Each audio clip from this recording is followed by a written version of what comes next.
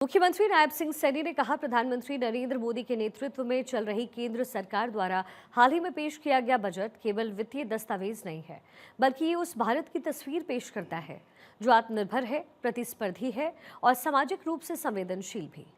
प्रधानमंत्री मोदी के नेतृत्व में ये बजट विकास भी विश्वास भी के सिद्धांत पर आधारित है और हरियाणा जैसे अग्रणी राज्य के लिए इसमें अपार अवसर निहित हैं।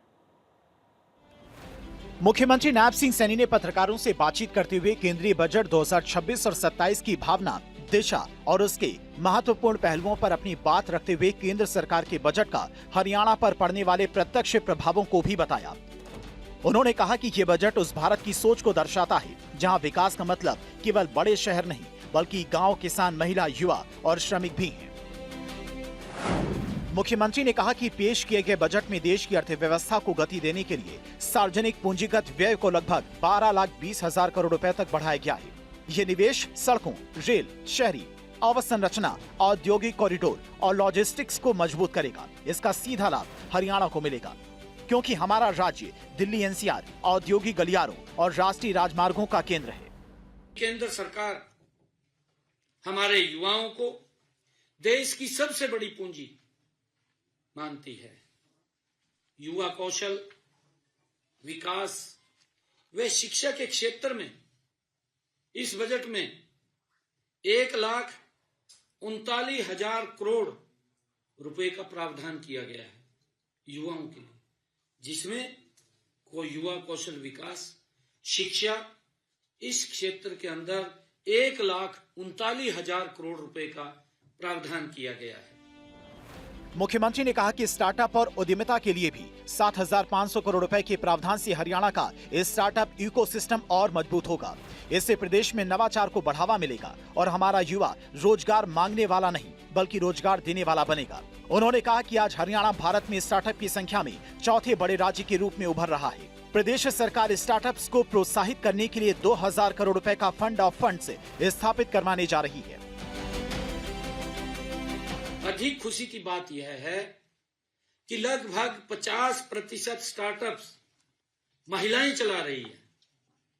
हमने एक टारगेट रखा था कि हम महिलाओं की इसमें भागीदारी बढ़ाएंगे।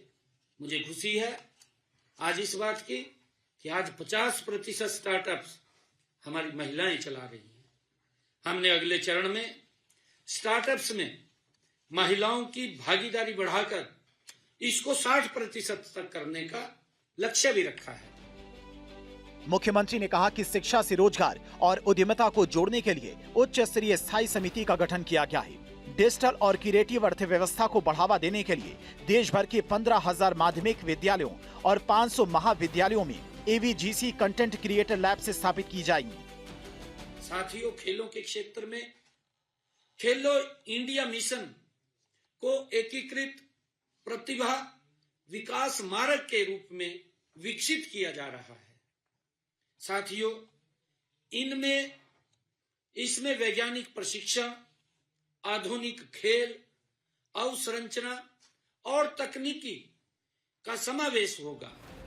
मुख्यमंत्री ने कहा कि बायोफार्मा शक्ति पहल के अंतर्गत 10,000 करोड़ रुपए का प्रावधान, स्वास्थ्य अवसंरचना के लिए 20,000 करोड़ रुपए व मेडिकल टूरिज्म के लिए 5,000 करोड़ रुपए का समर्थन दिया गया है। ऐसे में गुरुग्राम, पंचकुला, रोहतक और करनाल जैसे क्षेत्रों में फार्मा क्लस्टर, मेडिकल कॉलेज और आधुनिक अस्पतालों को नई गति मिलेगी। मुख्यमंत्री ने कहा कि किसानों के लिए ये बजट विशेष रूप से लाभकारी है। कृषि और संबद्ध क्षेत्र के लिए लगभग 1,62,000 करोड़ रुपए का प्रावधान किया गया है। पशुपालन और डेयरी के लिए 6,153 करोड़ रुपए से अधिक का आवंटन, मत्स्य पालन के लिए 2,500 करोड़ रुपए और पीएम किसान योजना के तहत 63,500 करोड़ रुपए की निरंतर सहायता किसानों के लिए बड़ी राहत है।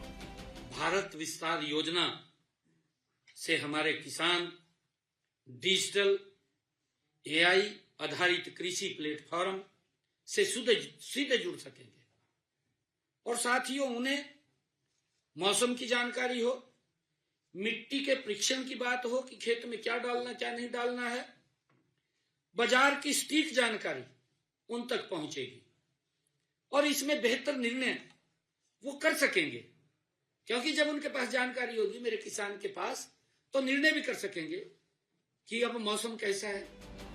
मुख्यमंत्री ने कहा कि केंद्र सरकार ने बजट में भूमि सुधार के लिए कई प्रावधान किए हैं। हरियाणा की 6 लाख एकड़ जल भराव और खारी भूमि को खेती योग्य बनाने के लिए विशेष प्रावधान भी किए गए हैं।